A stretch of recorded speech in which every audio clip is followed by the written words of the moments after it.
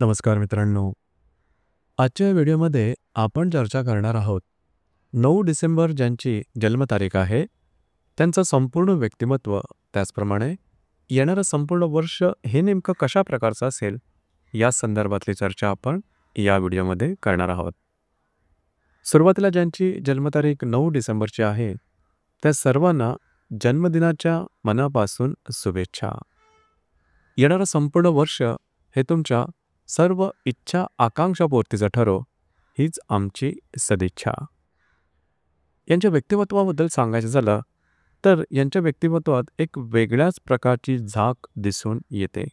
म्हणजेच यांचं व्यक्तिमत्व अतिशय नीटनेटकं, व्यवस्थित आणि या व्यक्तिमत्वामध्ये एक वेगळ्याच प्रकारची गती असते. म्हणजे राहणीमान यांचं सुव्यवस्थित, नीटनेटकं, टापटीप असतंच. खूप फॅशन यांच्या व्यक्तिमत्वात दिसून येत नाही, परंतु प्रियता जरूर दिसून येते. अतिशय नीटनेटकेपणा यांच्या एकंदरीत व्यक्तिमत्वात दिसतो.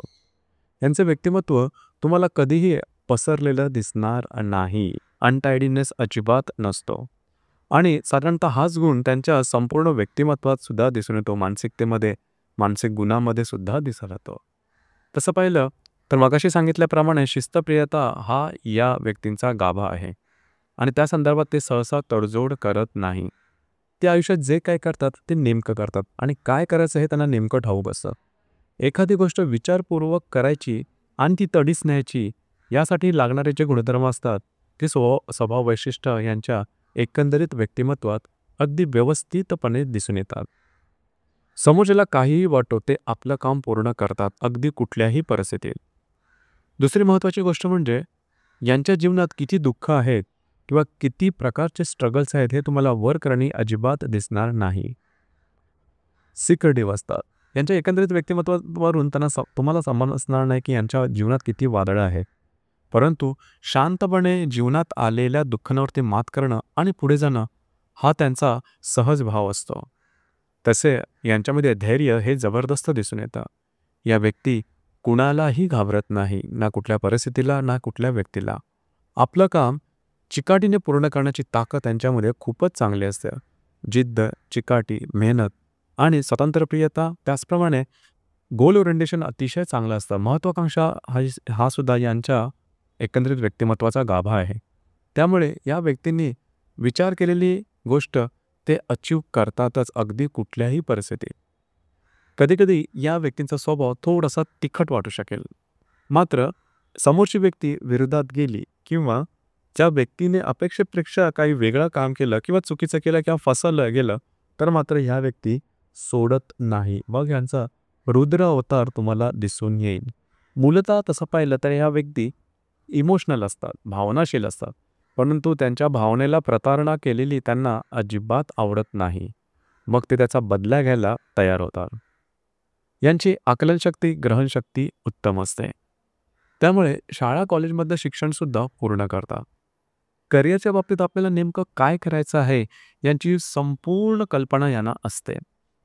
मूलतः ज्या खात्यामध्ये शिस्त आहे, शिस्तीची जी काही खाती आहे, जसं की police, military, fire brigade, custom, narcotics, म्हणजे डिसिप्लिनची जी काही खाती आहेत त्यामध्ये या व्यक्ती जातात किंवा स्वतःचं करिअर बनवतात.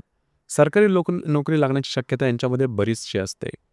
याचप्रमाणे नोकरीमध्ये सुद्धा या व्यक्ती सक्सेसफुल होतात. खास करून बिझनेसमध्ये सक्सेसफुल होण्याची शक्यता बऱ्याच प्रमाणात असते.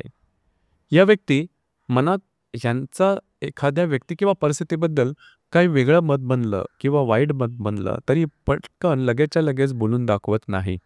स्वतःचं इप्सित साध्य करण्याची कला यांना अतिशय उत्तम प्रकारे ठाऊक असते. म्हणूनच या व्यक्ती जीवनात अगदी व्यवस्थितपणे सेटल होताना दिसतात.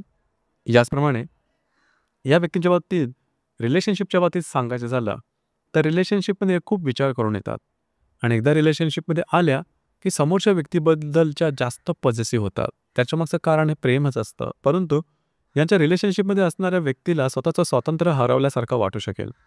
कारण एकदा रिलेशनशिपमध्ये आले या व्यक्ती की समोरच्या माणसाने काय करावं, काय नको, कुठे जावं, कुठे जाऊ नये, काय बोलावं, काय बोलू नये, कुणाला भेटावं, कुणाला भेटू नये, या सर्वबद्दलची त्यांची स्वतःच्या अशा सूचना असतात. अर्थात समोरचा व्यक्ती कुठेही इथे तिथे जाऊ नये हीच त्यांची भावना असते.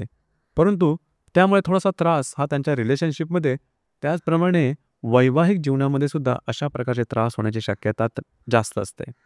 मुळातच या व्यक्ती स्वतःच्या भावभावना कधीही कुणाला सांगत नाही.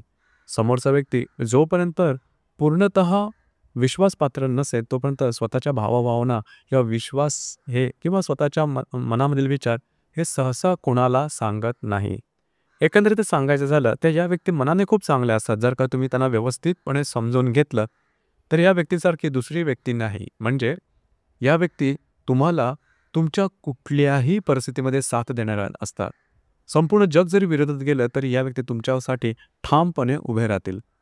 अट फक्त एकच आहे की तुम्ही जसे आहात तसे त्यांना सामोरं जा आणि जर का त्यांनी तुम्हाला स्वीकारलं मग ह्या व्यक्ती तुमच्यासाठी कायमस्वरूपी आयुष्यभर तुम्हाला साथ देतात हे मात्र निश्चित.